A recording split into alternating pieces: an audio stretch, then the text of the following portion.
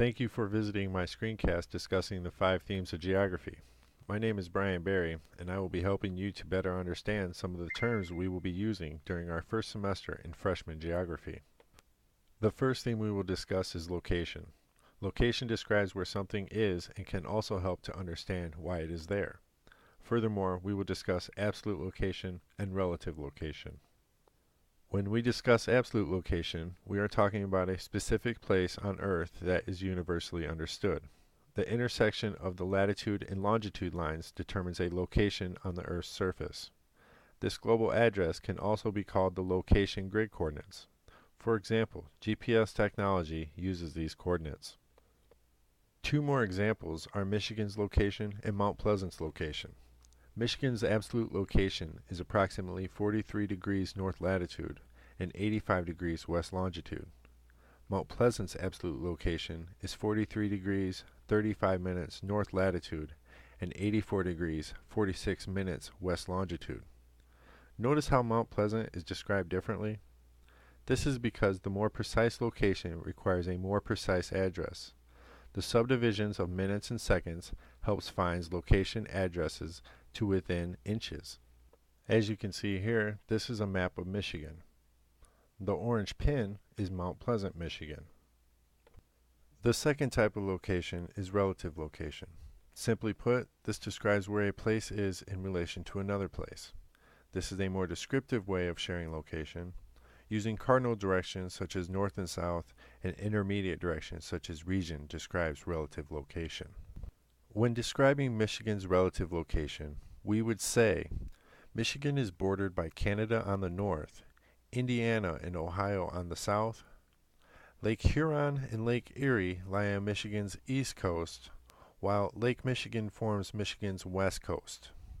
Another example, Michigan is one of the Midwestern states of the United States.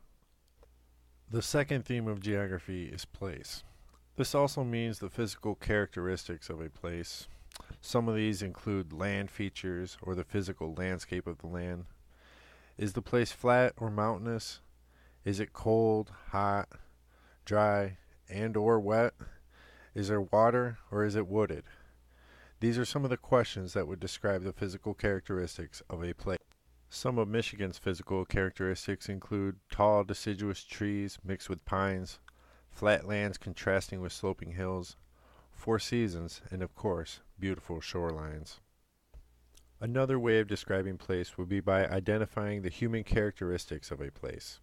The people that live there, the culture that exists, language, and religions all contribute to the human characteristics of a place. This all creates the different buildings, landmarks, and cities that are unique to the different places all over the world. Michigan, like most of the United States, is a melting pot of people and cultures. The buildings and landmarks that are here are unique to Michigan, each in their own way. Some have changed with time and some have also stayed the same. The third theme of geography is human-environment interaction, or how people interact with their environment. This theme is closely related to place. There are generally 3 ways people interact with their environment. People either adapt to their environment by changing themselves in order to live there, or they modify their environment in order to live there, or they use or depend on their environment for resources. Some examples include the 6th Street Dam in Grand Rapids, Michigan. They actually built a fish ladder next to this dam for migration of fish such as steelhead and salmon. Others include the Soo Locks and the boardwalks that navigate some of our beautiful beaches. How we, our goods, and ideas move about the world describes the 4th theme of geography, movement. How these things move about the world are unique depending on where we live. Each system of movement is linked to one another. In return, we are all linked to one another. Oh, the many ways that we move. Whether by foot, by cycle, by car, or boat, Michigan definitely moves. And finally, we will discuss regions, the 5th theme of geography.